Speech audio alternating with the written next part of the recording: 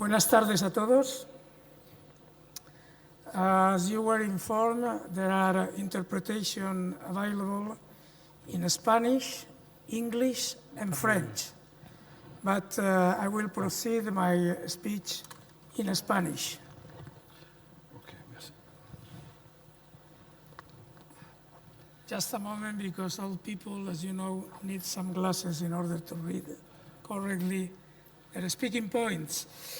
Repito que buenas tardes a todos. Es un gran placer para mí proceder a la apertura de esta sesión y moderar este panel sobre educación en situaciones de emergencia.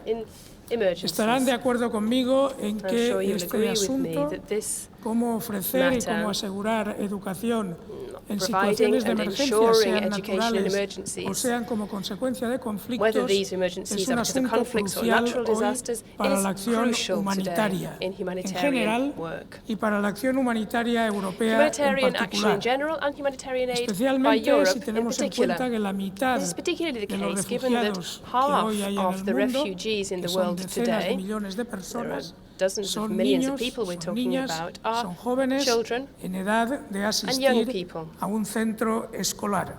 La Comisión de Desarrollo del Parlamento Europeo, de la que formamos parte, los tres miembros del Parlamento que estamos aquí, la señora Zaborska, el señor Goerens y yo mismo, hemos debatido reiteradamente sobre la educación en estas situaciones de emergencia. Hemos incluso aprobado informes relativos a este asunto. Y hemos mantenido siempre una posición clara. Necesitamos invertir en educación porque la educación proporciona futuro, integra y resuelve necesidades tan básicas como son el hogar y como es la comida. En el transcurso de este panel, obviamente, queremos llamar la atención sobre las necesidades todavía sin cubrir en el mundo para los niños que viven en estas situaciones de emergencia. Pero también queremos distinguir entre situaciones de emergencia causadas por razones de la naturaleza y de las causadas por crisis política o bélica de larga duración. Pero hay algo en común a esas crisis, aunque sean diferentes, y es que en ambos casos hay niños, hay niñas jóvenes a los que hay que ofrecer esa educación. ¿De cuántas personas estamos hablando? Sabemos que en el mundo hay más de 65 millones de niños y niñas entre 3 y 15 años de edad que no tienen acceso a un centro educativo y que están fuera de la escuela por distintas razones. Pero aún así la situación es más dramática para las niñas. En el caso de las niñas, 3 veces más que en los niños, su falta de asistencia a la escuela are not able to go to school, and this condemns them for the rest of their lives. La educación en situación de emergencia necesita financiación. Casi todos los que vamos a participar en este acto, en este panel, en esta sesión que nos une, sabemos que apenas llega al 2% el importe de la ayuda humanitaria que se dedica a educación y que tenemos que subir claramente ese esfuerzo financiero. El Parlamento Europeo ha empujado a la Comisión Europea y la Comisión Europea ya se ha comprometido para el presupuesto del año que viene en alcanzar ese nivel del 4% que duplica esa media que en estos momentos existe en el mundo. Y no nos vamos a detener ahí, sino que vamos a tratar de seguir incrementando esta proporción de asistencia financiera a la enseñanza en los casos de crisis humanitaria. También la cumbre humanitaria mundial que acaba de clausurarse en Estambul ha tomado cuenta de este asunto. Tenemos aquí entre los participantes Julia Gilmore, que nos va a informar sobre lo que están haciendo en este campo. Educación es la única materia prima que es inagotable e insustituible. La educación y el conocimiento, el saber. inexhaustible. Knowledge is inexhaustible. Societies who provide their citizens with knowledge are societies with a future. Those children who receive this education have a clear opportunity given to them. Those who are not within the educational process are condemned, whether they're individuals or societies, to living in a situation where they are suffering from deficits throughout their lives. We're going to talk about all of this. We're also going to be interacting with you as an audience using new technologies, such as our EDD app, and you'll be able to ask questions to our speakers through that as well. I'd also like to show you a video from APSIT, which is an Italian NGO working in emergency situations. This video shows the work done by a group or an organization in Uganda, which trains teachers and educators. I'll be sitting down now. I'm sure you could still see the screen behind me anyway. But we'll continue with the session with the video next.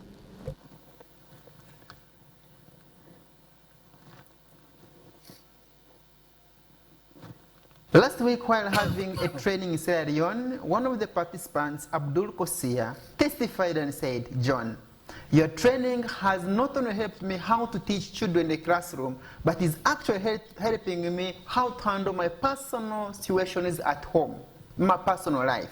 And he said that the country Sierra Leone has had many years of political instability and also of Ebola for 1 year. And when he said this, I immediately recalled of other countries that have had political instabilities like Southern Sudan, Rwanda, Democratic Republic of Congo, and even Uganda.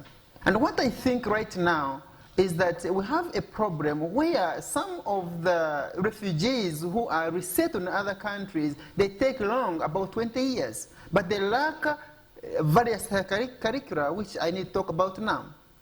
There is a need to develop a uniform curriculum for teachers that would help them to teach these resettled persons so that, first of all, this curriculum is accepted in the countries where the refugees are coming from, but also in the country where they are resettled. At the same time, we need to develop a curriculum, I would say, that would help teachers how to handle non-school activities. For example, the psychosocial support, the peace and reconciliation. First of all, these for teachers, for parents, and for the children.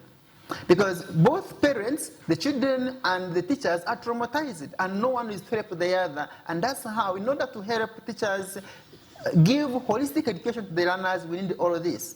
Secondly, we need a curriculum that would help head teachers how to handle schools in emergencies. Because at the moment, there is no developed curriculum that really centers on how head teachers could manage education in these circumstances. For example, handling parents who are traumatized, teachers who are traumatized, students who are traumatized, all of this is lacking. And to me, this would be a great contribution, first of all, for Luigi San Institute of Higher Education and AVIS as a whole.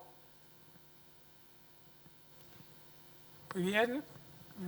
En fin, no está prohibido que aplaudamos los esfuerzos que hacen algunas organizaciones as well the efforts made by some of these international organizations. También incluso cuando hablen nuestros ponentes pueden expresar la satisfacción speak as well, que you, les of course, you can applaud them sus palabras.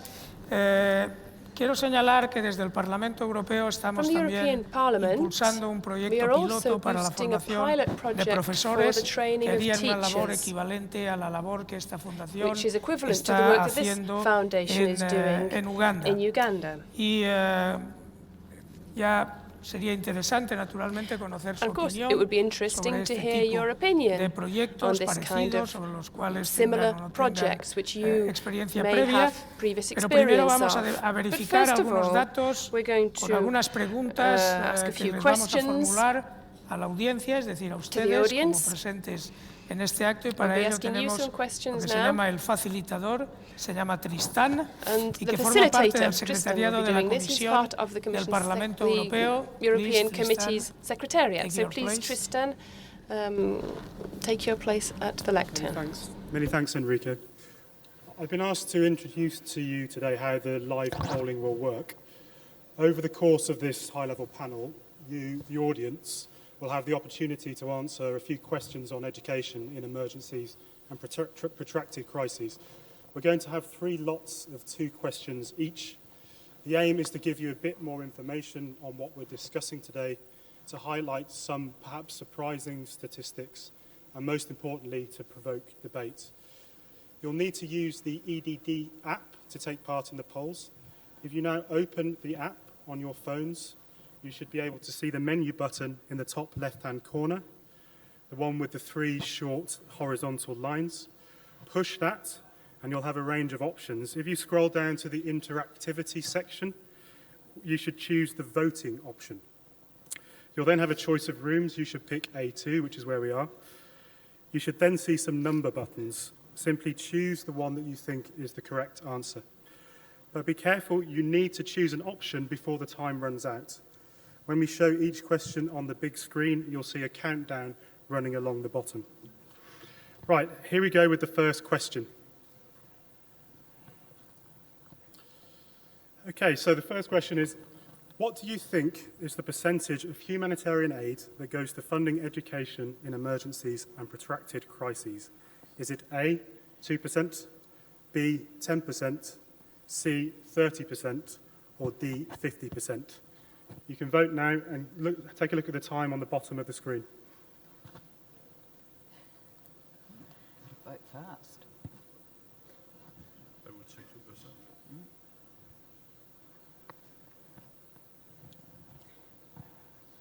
2%. Okay, voting's over. Can we see the answers? So most of you think that 2% is the correct answer, and that is indeed the correct answer. Can we move on to the second question? So funding for education in emergencies and protracted crises remains largely insufficient. This gap is estimated to be around A, 1.8 billion US dollars, B, 2.4 billion US dollars, C, 5.5 billion US dollars, or D, 8.5 US dollars. Let's have your thoughts. 8.5. Number 4. Number 4.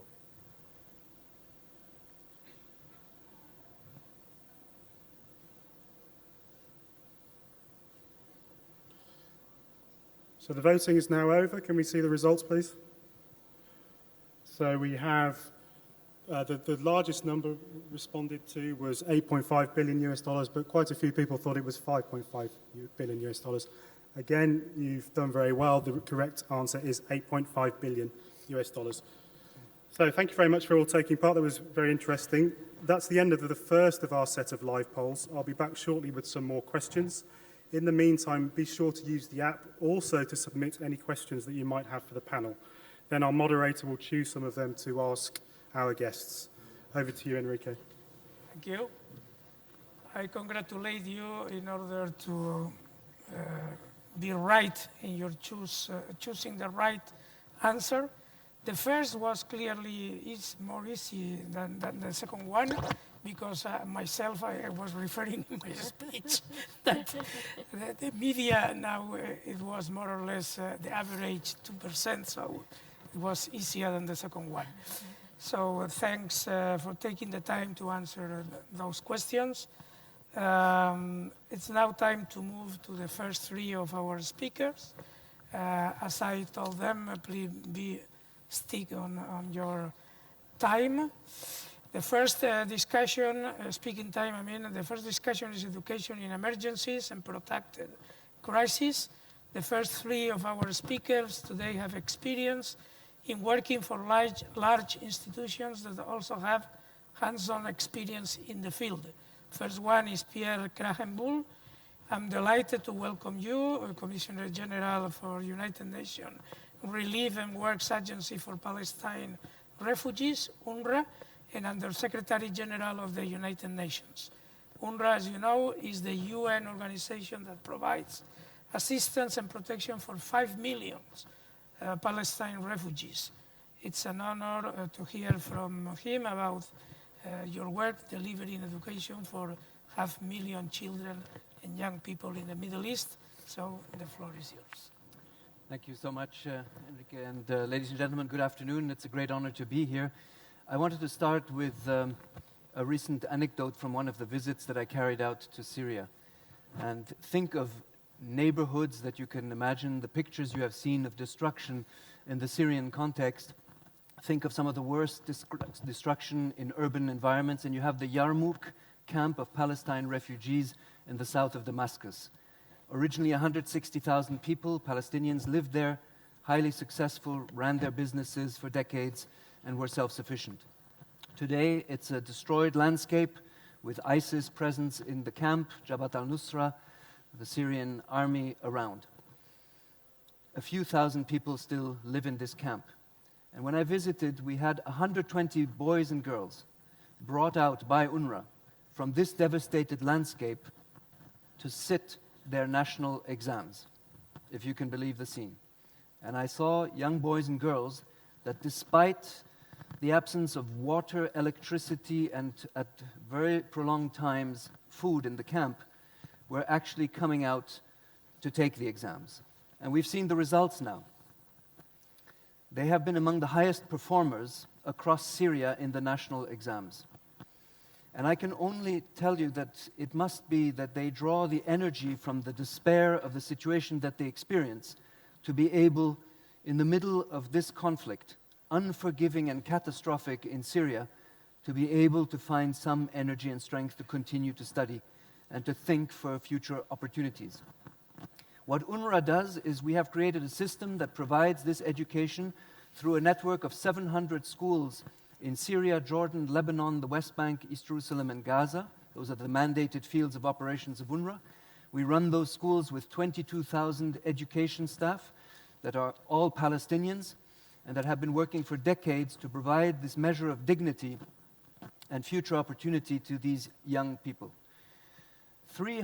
Over 300 of our schools have been in one way or another directly affected by conflict dynamics or violence over the last 5 years. We speak a lot about hospitals and clinics affected in war zones.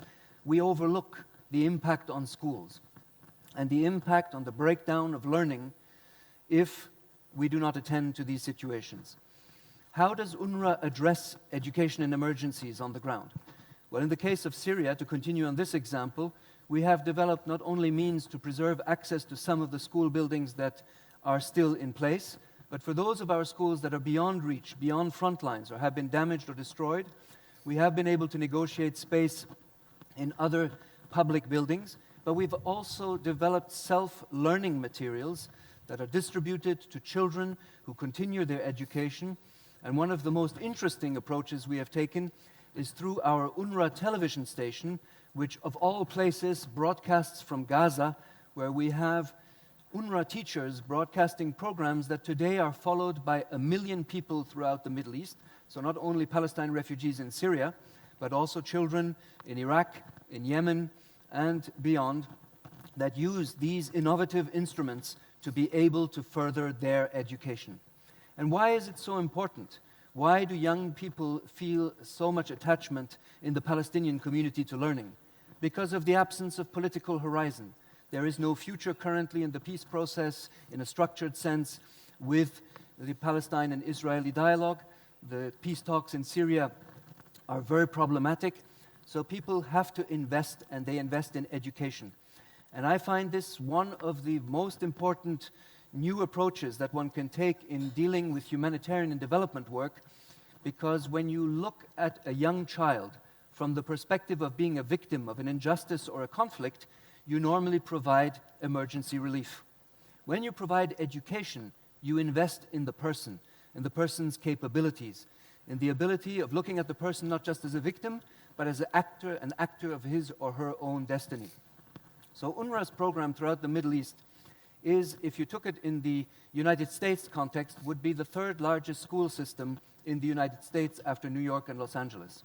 But we run these programs in areas under occupation, blockade, as is the case in Gaza, and active war, as is in the case of Syria. And every time I go to one of our schools, I am deeply impressed by the courage and the energy of young boys and girls investing in their own education. I was recently handing over certificates in Gaza to 60 girls who were one of the group of highest performing students in one of the schools in Gaza. Young Ahed, 14 years old. 30 seconds. Young Ahed, 14 years old, was one of the highest performing students. Her home was destroyed in an airstrike in 2014. She survived after and spent 7 months in a coma. When she came out, she was told her mother and 2 brothers had been killed, and she's one of the highest performing students. We need to act collectively to protect and preserve education for these young boys and girls. Thank you so much. Thank you very much. Thank you very much. So, Mr. Krahenbull will need to leave later on, so if he leaves, it's not because he is not interested, but because he has another commitments previously. So now we move to Carla Montesi.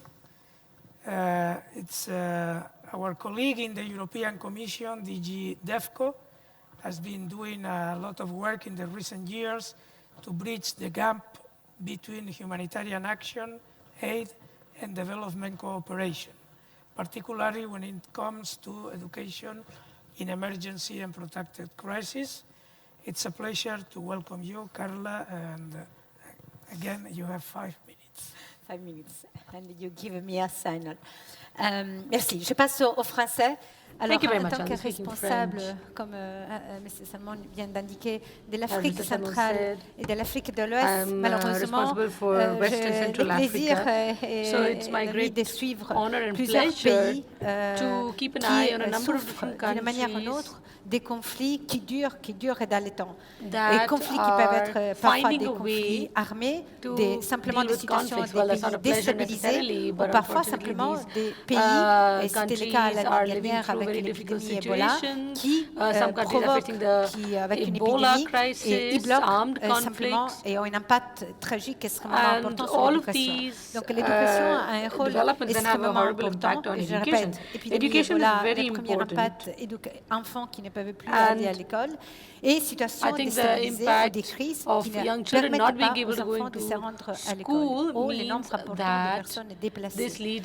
Alors, je rejoins juste ce qui vient d'être dit. Impact sur l'éducation, ça veut dire des enfants qui viennent d'être handicapés par rapport à leurs perspectives de vie future, dans leur travail, dans leur futur. Sans l'éducation, l'enfant est déjà handicapé dans ses perspectives de vie future. Alors nous avons aujourd'hui plus de 60 millions de personnes qui sont déplacées dans le monde.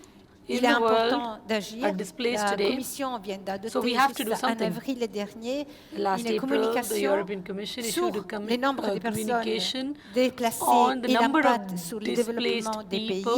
Et justement, une des conclusions importantes de cette communication, c'est qu'il faut travailler encore plus et encore plus dans le domaine de l'éducation pour combler ce gap qu'il y a entre les soutiens qui est donné à ces pays pour faire face aux besoins d'urgence et le développement à long terme. Donc, une conséquence immédiate, c'est le fait que déjà aujourd'hui, dans notre assistance humanitaire, nous introduisons de plus en plus un volet éducation. Donc, déjà, dans toutes les interventions humanitaires qui sont dans les camps de réfugiés ou dans les zones de crise, dans notre intervention dans les soutiens, qui est en plus mise en œuvre par différentes agences, il y a inclus un volet éducation. Mais nous essayons également de créer ces liens entre l'aide qui est apportée via des projets et des programmes directement humanitaires et l'intervention sur le long terme. Je vais juste rappeler encore une fois la donnée qui vient d'être mentionnée, c'est-à-dire nous avons aujourd'hui plus de 37 millions d'enfants qui, et surtout des tiers, sont des filles qui n'arrivent pas à avoir ni même pas un niveau d'éducation élémentaire, un niveau d'éducation de base. Et c'est là où nous voyons tous les jours dans certains pays d'Afrique centrale, de l'Afrique de l'Ouest, qui sont Mali, qui sont en République centrafricaine ou en République démocratique du Congo. Je crois que il y a des aspects qui doivent être soulignés. I think there are Il two y different a aspects that we have to bien sûr underline le fait de here. pouvoir fournir Firstly, un appui à l'éducation we au have to niveau provide de support for l'éducation primaire, education, mais nous for avons également primary un deuxième education. volet que nous ne However, devons pas there's a oublier, second aspect c'est as well la that we cannot qualité forget, and de that is l'éducation. quality Parce que of même dans education. certains pays, Because in certain comme la Côte d'Ivoire par exemple, like même Côte si nous d'Ivoire, arrivons à avoir des enfants you qui have atteignent children la plupart are des enfants going to n'arrivent school. pas à atteindre le niveau 4 parce Majority qu'ils of, quittent l'école ou ils ont des insuccès à majority l'école. of Et children, nous however, do avons not go également des beyond the situations fourth comme au grade. Togo dans lesquelles 70% d'enfants Because, ils ont accès à l'éducation primaire, of mais the en quality of effet, education. And then you ils can also say terminent there's leur éducation 60% primaire of sans the children who être have encore access to capables de lire et education. d'écrire. However, Donc they nous finish devons their faire education, they face still à deux cannot types de read and problèmes, write. l'accès à So we have l'éducation, two mais problems également here. la Firstly, access qualité to de education, but l'éducation. Et secondly, vous avez mentionné quality tout à of l'heure education également as well. dans la You vidéo que nous venons also de voir talked about this l'impact in the sur les video, curriculums where et you les talked travaux about the qui doivent être impact faits on sur les curriculums. curricula and the work Alors, has to be done on qu'est-ce qu'il curriculum. fait l'Union européenne? Bien sûr, So what is the je vais European vous donner Union des chiffres. doing L'éducation in this constitue regard? un financement, un soutien de la part de l'Union européenne Education extrêmement important. is a Quand very nous regardons important notre aspect when we're programmation talking about funding 2014 et provided by the 2020, European Union. je In dois our work souligner program qu'il y a plus de 3 milliards 2014-2020, d'euros there qui is sont over 3 destinés à billion 43 euros that pays have been africains, accorded to 43 43 African pays countries, partenaires, la plupart sont des partner pays countries. africains. Il y a plus Well, 43 partner il y a plus countries. de There are 60% de ces montants, donc mainly plus de 2 African milliards, countries. qui est destiné aux pays d'État And fragiles, aux pays qui 60% sont of this touchés par amount is les destined conflits. towards states in Souvent, ces fragility éléments and states d'éducation, where bien sûr, democracy is ils under ont un construction. impact fondamental sur les enfants et sur le futur de la vie Education des enfants. has a very Ils ont strong impact également on children un and the impact future of a essentiel country. It sur also la vie has a key politique impact même on du the pays. political Je life donne un of a exemple, country c'est as le well. Let cas me give you an du example. Mali, par exemple, In dans Mali, lequel for nous example, consacrons plus de 100 millions d'euros à l'éducation, over toujours pour couvrir 100 les million volets, euros have been accorded l'amélioration to de la qualité de education l'éducation, to le improve fait the de quality of fournir une education éducation and alternative aux enfants non to provide an scolarisés et alternative de servir education as well besides des just soutiens de base. Eh traditional bien, dans ces schooling. pays, l'éducation In this qui doit country, toucher également les zones education défavorisées is ou les something zones that du should nord also du reach pays, dans lesquelles, bien sûr, il y a une situation defavorized d'instabilité. areas so that L'éducation there can be est some un amount élément of equality clé de reached. l'accord de It's paix clear that entre education les is parties a key conflictuelles au Mali. element, and Si this je is also regarde something that dernièrement la figures République in partnership centrafricaine, agreement. les succès de la Just my République last centrafricaine et du point, nouveau the soutien CAR, au for gouvernement qui example, vient d'être mis en place avec un we processus have a complètement government démocratique, ça that va has être been put into d'assurer place, l'entrée scolaire aux and enfants, surtout dans les zones the des idea conflits. is Donc, to nous venons ensure de donner un that soutien à la children in République conflict areas do in centrafricaine fact de have 21 millions d'euros access juste pour to assurer ce education, soutien. and so we've Alors, un accorded financement important, et je passe almost la 20 parole million à Julia, euros c'est le fait que S'il vous plaît, il j'ai faut terminé 20 tout de million suite. Il euros faut finir, s'il vous plaît. Voilà, for et que nous education. donnons un soutien extrêmement important au The moderator partenariat says she needs mondial to pour finish. l'éducation. So Et je yes, crois we qu'il y a provide very 70% important support à to ce education, partenariat mondial de and we think l'éducation qui est that fourni the par l'Union majority européenne. of Mais je pense que education Julia aid qui va provided in the world does in continuer, fact qui pourra is nous in fact provided by the illustrer très European bien le Union. I travail think qui I'll est hand over to au Julia niveau now because she can give a clearer picture of the work that is done. Next speaker is Julia Gillard, former Prime Minister of Australia and also Minister of Education, and now is a member of the Board of Directors of the Global Partnership for Education, an international organization that aims to ensure that all children get to school for a quality education in the world's poorest countries. He's also a champion of the Education Cannot Wait Fund, recently launched in the World Humanitarian Summit in Istanbul. Julia, you have the floor. Thank you very much, and I'm delighted to be here with such an esteemed panel and on an issue that is so pressing and so important. We've already heard the statistics about how many children lose their right to education because of conflict, crisis, natural disaster. The Global Partnership for Education, which I chair the board of directors of, has been working in this field for some time. Our way of working is that we have 65 developing country partners around the world. We work with developing country governments and stakeholders within country to properly plan education systems. And then for the lowest income countries, we mobilise funding, including from the European Commission, for which we're very grateful, to fund a section of the plan. What we have noticed over the last few years very, very strongly is that increasingly our work is in fragile and conflict-affected countries because that's where the problems are, that's where the children are out of school. Indeed, around about 50% of what we do now is in fragile and conflict-affected places. So we have had to amend our way of working so we can work more rapidly in the face of crisis, and we do that now by putting together with a developing country partner, or if there is no active government with other stakeholders, a transitional education plan. And we are able to mobilise money quite quickly, and we have done that in places like Chad and Yemen and Somalia and the Central African Republic in the face of crisis.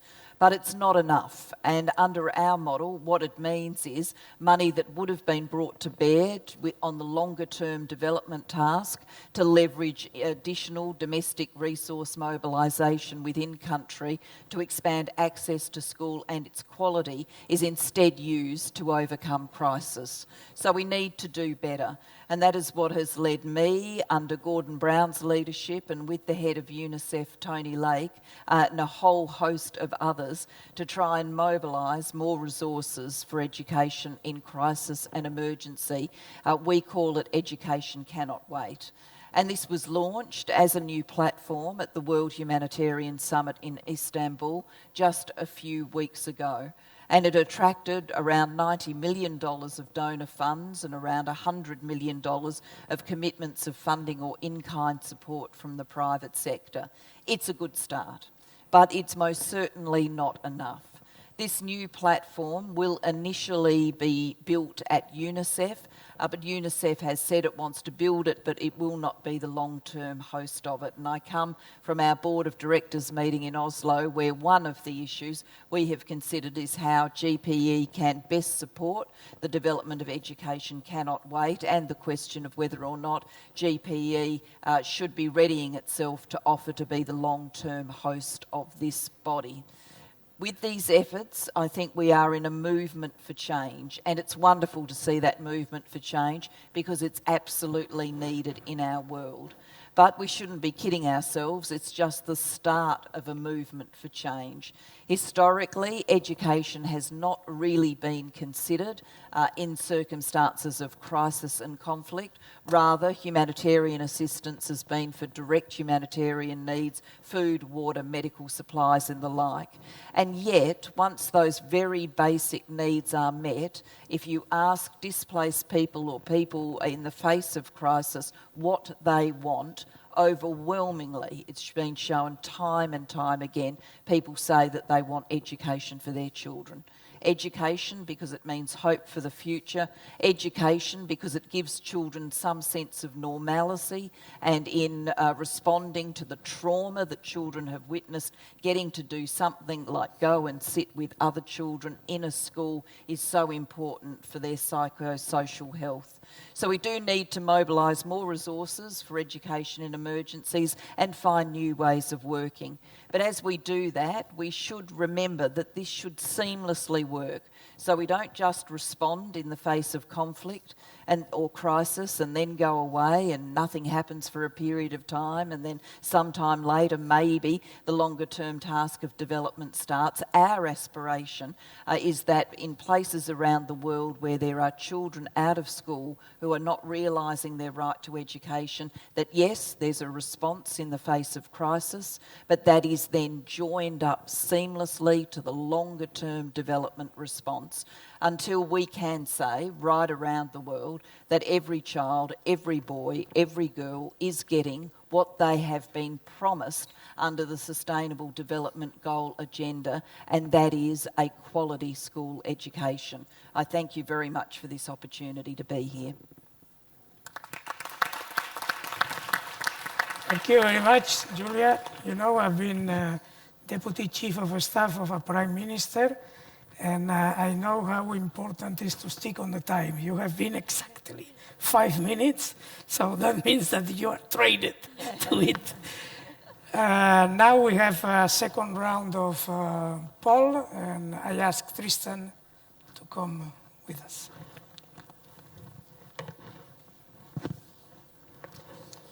Thank you, Enrique. Again, we have a couple of testing questions, maybe not so testing questions for you. This time, the questions are about how crises affect school children. So can we have the first of the questions, please? So children account for more than 50% of the refugee population, but how many school-aged children live in countries that are affected by crises? Is it A, nearly 500,000 children, B, nearly 10 million children, C, nearly 100 million children, or D, nearly 500 million children? Could you vote now, please?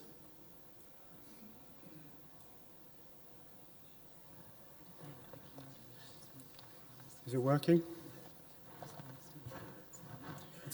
Could we have the answers now, please? So the leader is C, nearly 100 million children, and the runner-up is nearly 500 million children. In fact, that's the correct answer. D, nearly 500 million children are living in countries affected by crises. Could we have the second question now, please? So how many children are affected by emergencies and protracted crises are out of school right now today? Is it A, 15 million children, B, 23 million children, C, 37 million children, and D, 45 million children? Vote now.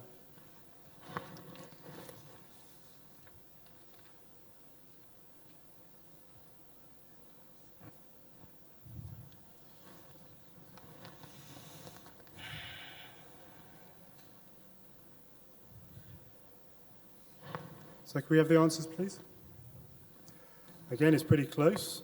So it's between 37 million children and 45 million children.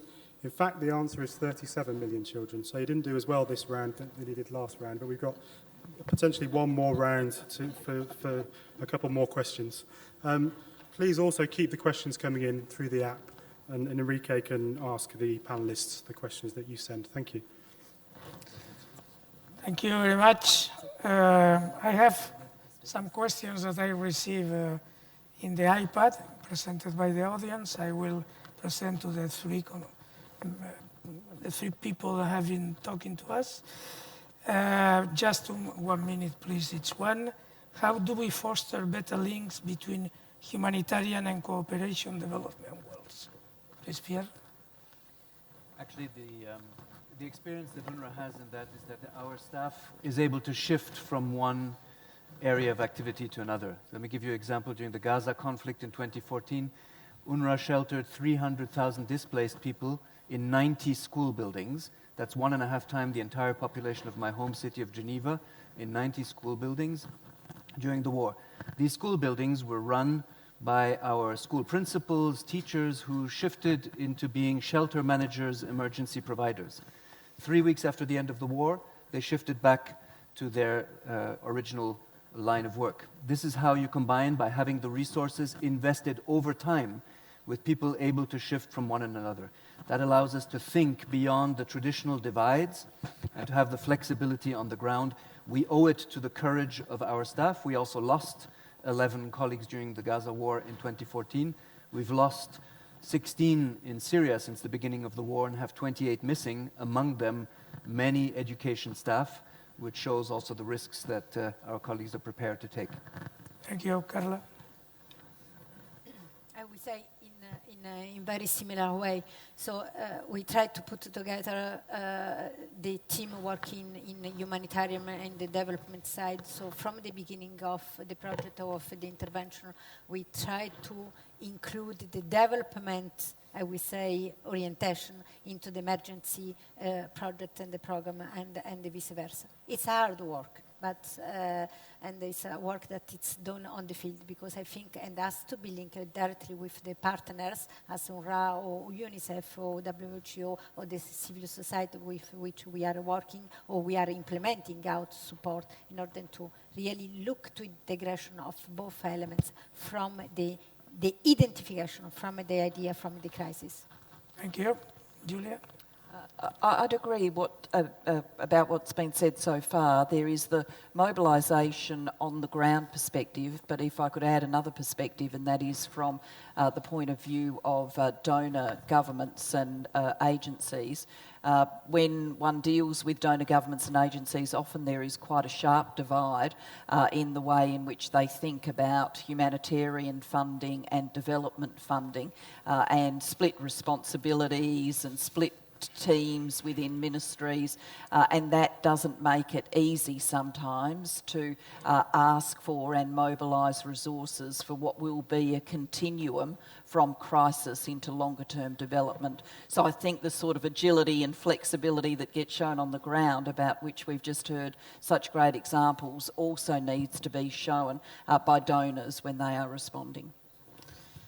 Thank you very much. Now we move to our colleague, Mr. Charles Guerin, who is going to react and to comment what we have heard until now. Mr. Charles Guerin is an institution in the European Parliament. European Parliament is an institution of the European Union, so Mr. Charles Guerin is an institution of the European Union. And he has been Minister of, at the same time, Defense, humanitarian action, development, and something else in Luxembourg, what shows the ability to be at the same time minister of so many, in principle, possible contradictory fields. So, Charles, you have the floor. Alors, merci d'avoir fait une description aussi baroque de ma Thank biographie. you very much for such a beautiful description of my professional career. But I'll just say a couple of things. Firstly, I think we all agree. We all agree that there is a right to education that is inalienable to all children. So let me begin with countries that I know well, or the country that I know the best, and that is Luxembourg. In Luxembourg, there are no exceptions. Education is a right for all children, refugees, immigrants, as also for those who live in our country but are living there illegally. I think even in this situation, the right to education is a must, it's compulsory. Il faut que le personnel enseignant soit suffisamment discret pour ne pas menacer que ce droit soit bafoué par la police. Employees in schools need to be discreet enough to ensure that these children can come to school without putting into danger the fact that their parents are illegally in this country. I think we need to be very explicit about the fact that the right to education is inalienable. When we're talking about illegal immigration, we should not abuse the facility presented by schools to get information about these possibly illegal immigrants. Secondly, the right to education has a face. Many of you in the European Parliament were very much in favor of a speech given by Malala Yousafzai. I think she gave a speech that received the loudest applause in the European Parliament ever. She is someone who defended education, was shot for defending education, and has now received the Nobel Peace Prize. So I think education has a face now. Education is a right that all children, without exception, should have recourse to. So, we political actors have no option. We have to provide this right. We have to fulfill it. This is an obligation for us from the political point of view. We might be held up by something as silly as funding. So we have to remind all the member states of the European Union that they have to live up to this right, to this need, and they have to provide money which will come back, well, 20 times if invested right.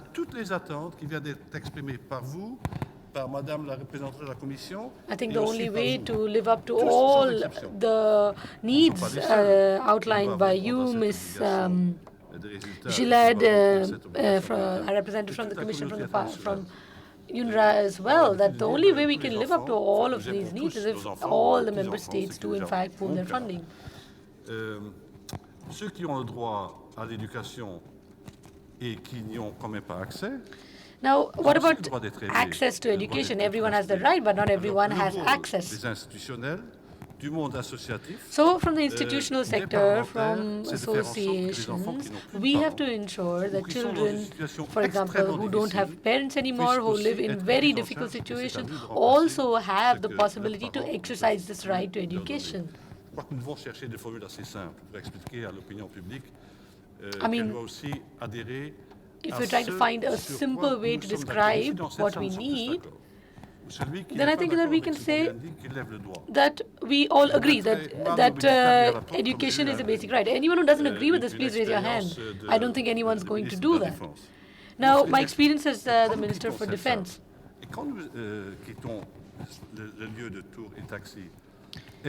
Now, when you leave this area, tour and taxi,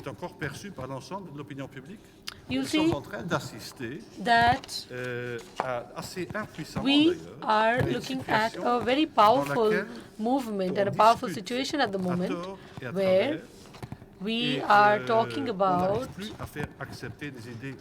different issues across the board, and it's becoming clear that we are not ready to just talk about things in very simple words. When we're talking about development aid, we want results as well. And I think that we have to move step by step towards this goal that we're trying to achieve. I think the institutions and associations need to come together because without these partners, it's impossible to achieve these goals. We need to pool our resources, our knowledge, and our engagement. So thank you very much to all three of our previous speakers. And I think that from the European Union, we can definitely increase the amount of pressure on member states and other countries to make sure that this right is, in fact, afforded to all children. Thank you. Merci. We now turn to our guest who will tell us something coming from their national perspective, how they provision education in protected crises, in emergencies. So it's the second discussion, education provision, lessons from the ground. I will give the floor to Nemsi Manigat. He will speak in French. He is former Minister of Education of IT and Chair of the Governance Committee of the Global Partnership for Education. It will be very interesting to hear from you for your experience in a country that is in our heart, but also in our efforts inside of the European Parliament. So, Nemsi. Merci. Je suis très heureux d'être là. Thank you very much. It's a great pleasure for me to be here today and to participate in this amazing panel where we're talking about very important things with respect to the topic of education. I think I'll pick up where Ms. Gillard left off. C'est important. Le financement. One very important aspect is smart financing, intelligent financing for education. But we're not just talking about funds from international organizations, but we're also talking about different governments. Now, why am I saying this? I think that resources for education need to be mobilized, and this is something that affects and is the responsibility of everyone, national governments as well. I was a witness, also an actor in one of the most severe humanitarian situations in the world. 6 years ago, you remember the earthquake in Haiti. At that point, I was the director for Latin America and the Caribbean in an NGO. Then I became the Minister for Education. For those of us who worked in this sector at that point, it was clear that international aid could only do that much. The response had to come locally. a été we local. had to respond to this crisis in a local fashion. Now, why do I say this? Well, the first point that I'd like to share with you is that education and the education sector needs to be, above all else, a holistic response. We cannot just talk about victims and resources being accorded to victims. Universities were destroyed, and it was the university students themselves that sort of built it back up. The professors were the first people on the ground to provide the health and safety services required. The entire professorial body, the inspectors, the staff at the university were all ready and capable of responding in an intelligent fashion in the face of this crisis. The second experience that I would like to share with you, it's difficult to decouple urgencies and emergencies and development. Now, when education systems are weak, an immense amount of money cannot make a difference. Because if the education system is weak, it's not going to serve for anything. You won't have teachers, you won't have good teachers, and you won't have any way to really build capacity. Thirdly, another thing we should not forget, even the children who are going to school today, there are millions who still don't know how to read and write, even though they're going to school. So when you improve quality, you will also double statistics in many other areas in terms of participation, capacity building, etc. So we have to be intelligent in the way in which we act. At the same time, we cannot really forget that we are responding to an emergency, but there was an emergency that preceded this very emergency. We have to talk about long-term goals, intelligent investments in the education sector. I'm very happy to see that the European Commission, the member states, as also the international community at large, is looking at education in a holistic fashion, that everyone has to pull their weight. One more point that I'd like to share with you. Like you said, yes, there's a major funding gap in the sector.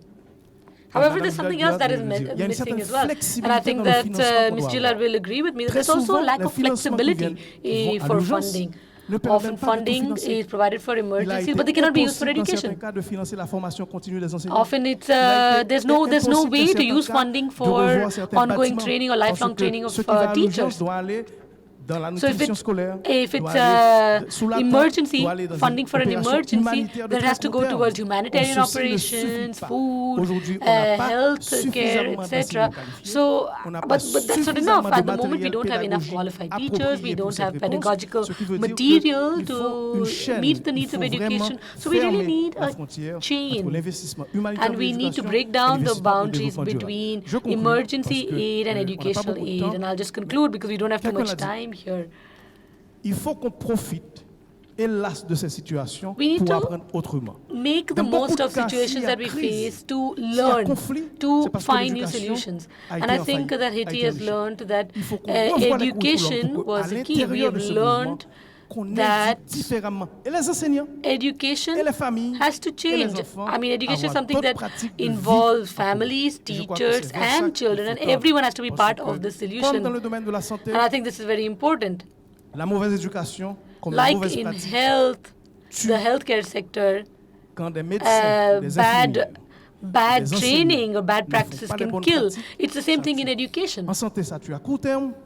In the healthcare sector, maybe these losses, these deaths are in the short term. In education, might be in the mid and the long term, but it leads to loss of life irrespective. So I think we really have a lot to do, and we would have a global consciousness, a global intelligence that would be created through education. Thank you. And now nous avons Bandinika Sukla. She is one of the young leaders of the European Development Days. She is the founder of the project Enable that gives opportunity according with the Indian Right to Education Act to protect the right to access education for students from disadvantaged backgrounds. So we are great to hear from you, your experience in your work. Thank you. Thank you so much for having me and the opportunity to represent the youth of my country and the world. Half of the world is under 30, and when within that, 75 million children are affected by crisis and out of school, we are at a risk of having a lost generation. And like the panel illustrated today, it is imperative that as the global community, we realize this is a generation we cannot afford to lose, and we must not forget about. So I think alongside the urgent need to prioritize education in how the world responds to emergency situations and protracted crisis, we need to bridge the gap between policy intelligentsia and grassroots innovation. So for policy to be truly effective, I think decision makers have to capture innovations for development on the ground. And a lot of these innovations are coming from the youth. So my first recommendation today is that the world really needs to meaningfully engage young people for better problem solving. We want to be a part of the solution. And I think it is not enough for me to simply amplify the youth's problems. I want to amplify how the youth is solving those problems and how these solutions can be scaled, replicated, and improvised across the world. When I was working in New Delhi on my project to implement the Right to Education Act, we had the same vision, that education and a law's effectivity is equal part responsibility of me as a citizen and the government. In India, quality education is mostly privatized, which raises significant issues of inequality. So to make sure that education is inclusive and free of social prejudice, we empowered young students to take ownership of their own country's legislation.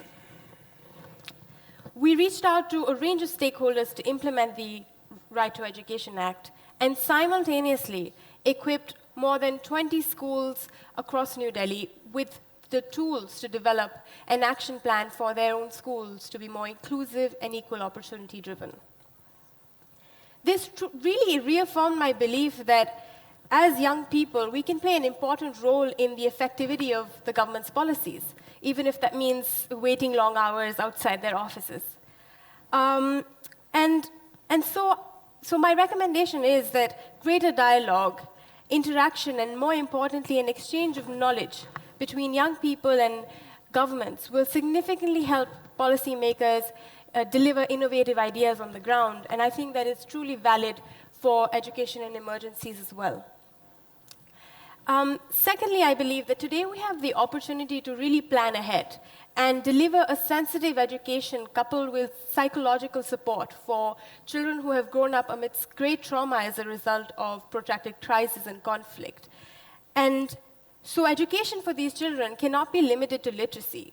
We need to educate not only read and write, but also to empower them to think, to innovate, to be creative, and to aspire, and to embrace positive mental well-being. If we want our generation to grow into emotionally and socially capable young people, I think it will be important that we deliver a balanced education that puts emphasis on educating both the mind and the heart. And lastly, one of the key solutions that will make sure that we achieve education on the ground in emergency situations will be to invest in girls and women. Closing the gender gap in humanitarian action will be critical in ensuring that this education provision is sustainable. Because it's simple, educating a girl breaks the cycle of poverty and instability.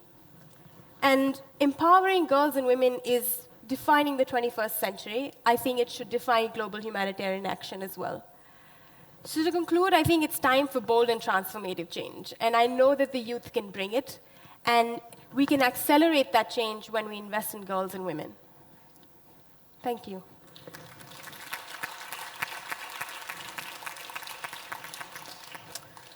Thank you very much. Now we have the opportunity to take 3 questions from the audience.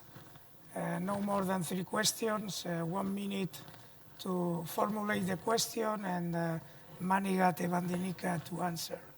So please raise your hands. Please, one.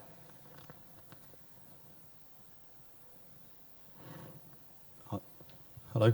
Hi. I had a question particularly for Julia. It's quite specific to the new fund, the new platform that's been designed, specific to the UK because they put in the largest amount of governmental money so far, or committed the largest amount. Now, the problem I think with a lot of this that we're talking about is obviously the political requirements in the conflict zones where education is not taking place. Now that's a huge problem that we can't solve obviously just through this. However, the UK doesn't want to sign up to the Safe Schools Declaration. It's a very straightforward piece of declaration. It's not even legally binding. And they won't do so because they will not limit their own foreign policy and military policy in conflict zones. That to me is an example of a contradiction between their commitment to genuinely solving the reasons why education doesn't occur in places like Syria and Qatar and Afghanistan. So my question is, do you see that as a contradiction, and how do we overcome that in the specific example, for example, of the UK funding something that they're not politically willing to commit to? Please, we collect the questions together. Second question. No more questions. Julia? At the board, GP board meeting, which both Minister Managat and I have just come from, there was actually a resolution endorsing a lot of this agenda about protecting education when it's under attack. And I'm sure many people are in the room are familiar with the Safe Schools Declaration, but a number of countries have signed on to it, and it's a protocol about not using education institutions in a way which would make them at risk of attack, nor using them by military forces in a way that means they are under attack. So your military not attacking them and not using them in a way that invites attack from whoever the combatants are. I don't want to comment on any individual government's policy about this. I know a number of governments have investigated legal issues and issues with their military. But I think the broadest concept here is that we live in a world where tragically we have seen too many times education become the sharp focus of attack, deliberately attacked, as well as education institutions being destroyed as a result of a broader conflict. And I think that there is a normative issue here about new international norms, about not attacking education in a broader military conflict. And then we do need to win what is a conflict of ideas about education in many places, and particularly the conflict of ideas about whether or not girls should be educated. I actually think the single most powerful thing in all of that is actually education itself. If people are educated, if in particular girls are educated, we do know that that transforms society. And so my perspective, chairing GPE and more broadly, is if we can survey our world and see examples like the courage of Malala, the courage of the Nigerian schoolgirls who went to school, if we can see that kind of courage, then we do have an obligation as an international community to meet that with the sort of education that makes that courage worthwhile. A school there to offer quality education and learning for all. Thank you very much. I have in the iPad a question for Julia and Manigat. It's how you solve the problem of curricula diploma equivalence when referring to displaced children, because this is quite a worry for the parents that they provide education, but in many times they cannot use the diploma because it's not recognized by others. Minister Managat should comment on this too. I don't pretend to have the solution to what is a very complex problem.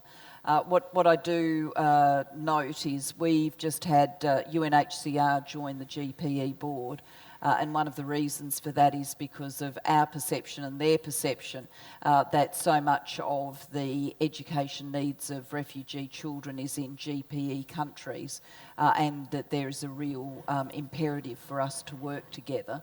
on what curriculum is taught to children who are displaced. There's no one-size-fits-all answer here. We know that people who are displaced can be displaced for very long periods of time, for in fact generations, or certainly the entirety of a child's school career.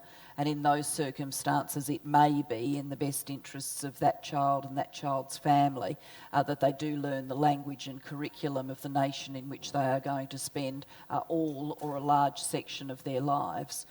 For shorter-term displacements caused, for example, by natural disaster, where there is a very good prospect that people will be able to go back home, then it does seem to me warranted to make special efforts to ensure that there is appropriate language instruction, appropriate curriculum instruction, so insofar as possible the education of those children continues in the way that they would have experienced it had they not been the subject of that natural crisis or disaster. Thank you. Merci. Je pense que c'est peut-être une situation dans beaucoup de cas qui dépasse la capacité de certains États. May well be a situation which goes beyond the abilities of some state to manage. I could take the example of Haiti and the Dominican Republic, and I was there in the meeting you were mentioning, and I discussed this with my colleague from Chad, and they talked about the same things in Chad and in Sudan. In many contexts, there is the issue of the language for learning and language for education. In some areas, children will end up in an area where there isn't a system to host them in their own language. And some have qualifications already, but in trying to get equivalence to those qualifications, that's done on a case-by-case basis. And I think this is part of everything we're trying to set up as a global response. Institutions like UNESCO and others need to think a bit about this system of equivalence and how we deal with it.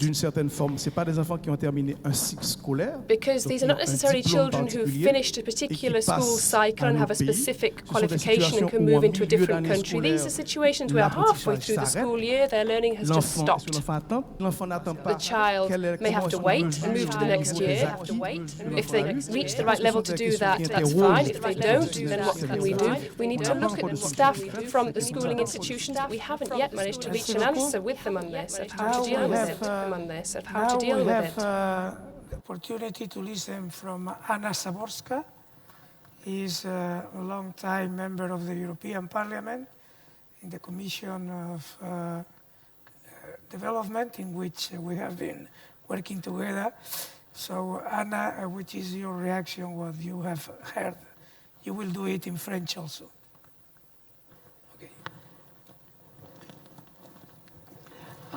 Merci beaucoup et bonne journée à tous. Thank you very much and good afternoon, everybody. Tout d'abord remercier nos First of all, I'd like to thank the speakers we've heard from and all those who participated in this debate with their questions as well. Je crois que nous avons compris, grâce aux exposés I think that having heard the various speakers, we have understood that when we discuss policies, we need to learn from experiences on the ground.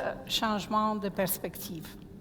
Lorsque nous parlons de la façon de rendre l'éducation possible, talking about how to make education possible even in difficult situations and humanitarian crises, for example, we also must focus on how and when to act, how to develop appropriate programs and effective learning methods, how to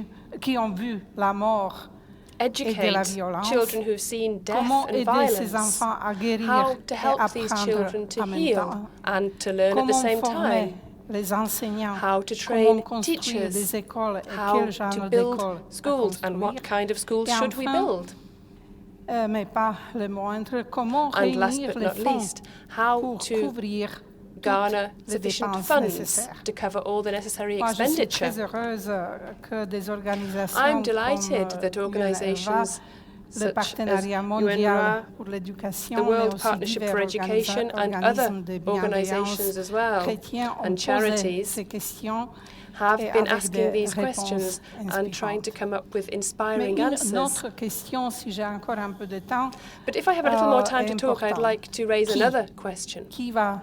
tout faire. Who will do all Et of par là, this? je veux dire, qui va enseigner à ces enfants? What I mean is, who will Avons-nous teach assez these children? enseignants en Europe prêts à partir Do we have et teachers in Europe who aller are prepared to enseigner leave Europe des and go enfants, and teach par children exemple, dans des camps de réfugiés ou dans in des refugee situations camps, for difficiles? example, or in difficult Je situations? pense que oui, et je suis I think we confiante do.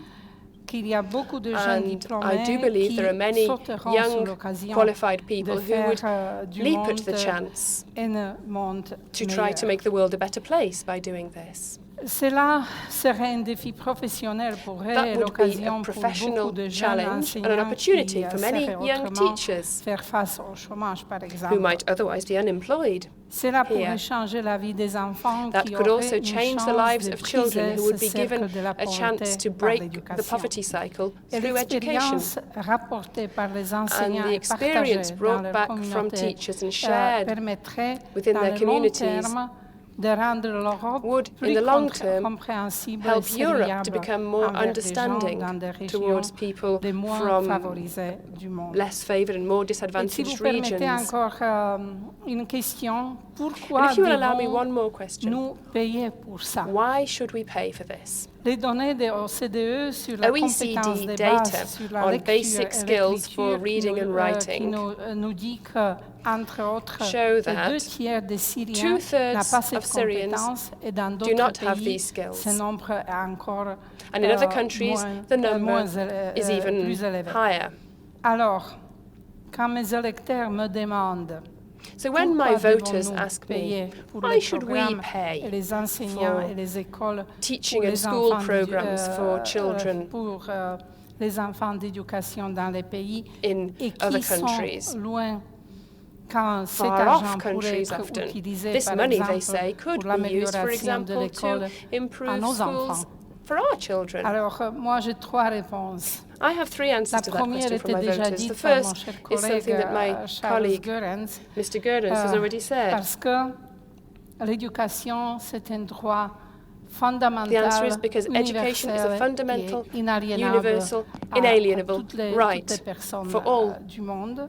people in the world. Deuxièmement, c'est la seule second answer. possibilité comment aider This is the gagner only la way vie of les helping enfants people dans des pays to earn a living. en détresse. Et Helping young troisièmement, children in peut-être countries in c'est distress to earn a living. un peu And my égoïste, third answer may be a slightly mais selfish answer, parce perhaps, qu'il n'est pas seulement but mieux it would be pour eux, that it's mais better c'est for them, aussi bien pour but it's nous. also good Pour for nous us en Europe, to do parce this, qu'il for y a us beaucoup here de in jeunes Europe, qui because there are viennent, many young pour nous people aider, pour who aider come to leurs help familles dans leur us and pays. to help their Et families back in their c'est countries. l'enseignement de ce genre And it's teaching est vraiment très important aussi pour la vie dans nos pays, dans l'Union européenne. people in Je these vous countries, remercie. and it's also teaching us lessons, important lessons for our lives here in Europe as well. Thank you. Merci beaucoup, Anna. Nous étions dans la phase finale Thank you, Anna. Well, de notre this débat. is moving into Je the vais donner la final parole section par of our 30 debates now. secondes pour I can conclure le perhaps débat give you the aux floor for 30 seconds or so speakers to qui ne sont pas conclude the membres du discussions. Parlement européen, c'est-à-dire à ce moment-là, Julia d'abord, après To the non-MEPs, so perhaps first Julia and then Mr. Manigat. Would you like to take the floor to Julia? conclude briefly, Julia? Julia. The last conclusion. 30 Last seconds. conclusion, I'm sorry. Your Last conclusion. concluding message to the people. One more message, last conclusion. I think that that's been a fantastic discussion which has shown us some of the complexities in this issue. And whilst there is always a lot of need to discuss and to debate and to work through complexities and issues about policy and technical matters, there is also the need to campaign and mobilise. And ultimately, whether or not we, as a global partnership for education, or Education Cannot Wait, succeed really depends on the depth and breadth of support that we have around the world. So I suppose our last message, my last message, I hope Minister Manigat would join me in this message, is that we are really looking to the people in the audience to make sure that this issue isn't just one for seminar rooms, but it's one for many conversations in many places, so that we do influence global opinion about the need to do better for the education of every child. Thank you. Mr. Manigat. Oui. Pour ma seconde participation aux Journées européennes de développement. Well, this is the second time I've been in the European Development Days. And it was very important for me to be able to share and to recall that it is true that there are many situations where children are expecting something of us. But by us, we mean donor countries, but also developing countries. Il ne faut pas oublier que dans certains pays comme le mien en Haïti, les familles For les many plus pauvres countries such as dépensent mine, Haiti, 40% de leurs revenus the en poorest éducation. families spend 40% of their income on education, and so we have a huge level of responsibility, moral responsibility, but economic responsibility. In order to achieve peace and prosperity in this world, we must have smart investment in our education systems for that reason. And I'd conclude by recalling, because it is important, that the world of education does not want to be seen as a victim when there are situations which affect them badly. We have just heard this. Young people want to and should participate in the response, and that's very important. We've seen this in Haiti. When the airport was closed down, there were young nurses and young teachers who were the first to start to provide solutions. So it's together, I think, that we can create a new world, and I would like to encourage everybody to follow this new movement. And education at the forefront. We need to have smart investment in our education systems for the future. Carla? Yes, well, I would share the conclusions we've just heard and say that above all, despite crises, economic crises in Europe or other crises in the world, we must not forget that education of young people has a fundamental impact in ensuring that the combat against poverty is won for the youth of tomorrow. So we cannot forget this. We are facing many other crises, of course, but education must be an important pillar always, and for all of us, whether we're talking about our political decision makers, civil society, or just we as normal people. Every day we need to think about how we can support education across the world. And I would like to repeat the message of the Humanitarian Summit in Istanbul. Education cannot wait. Education cannot be forgotten, because education of children of today will have an impact on the future of countries tomorrow. So we come to the end of our debate. We have been able to stick in the time allocated to us. I will conclude with a very short remark, and using the last words of Carla in at least 3 or 4 languages. Education cannot wait, l'éducation ne peut pas attendre, l'éducation no puede esperar, educazione non può aspettare. That means that we have to work to increase our support, our budgetary support for education in emergencies in all of the institutions in which we are working. And probably the best news will be if next year we organize something like this in the European Development Days, and we would be able at that time to say to the people that we moved from 2% of humanitarian aid for education to 2.7, with the horizon to reach 4%, and with the horizon to go further in the next and the following years, because unfortunately we are in a peak moment of displaced people, refugees, children that need education, and in the next years we will have a big challenge in order to cope with this situation in the world that every time is more dramatic. So thank you to the speakers, thank you to the audience, thank you to you in general that are committed with the development and the humanitarian aid all around the world. Thank you very much.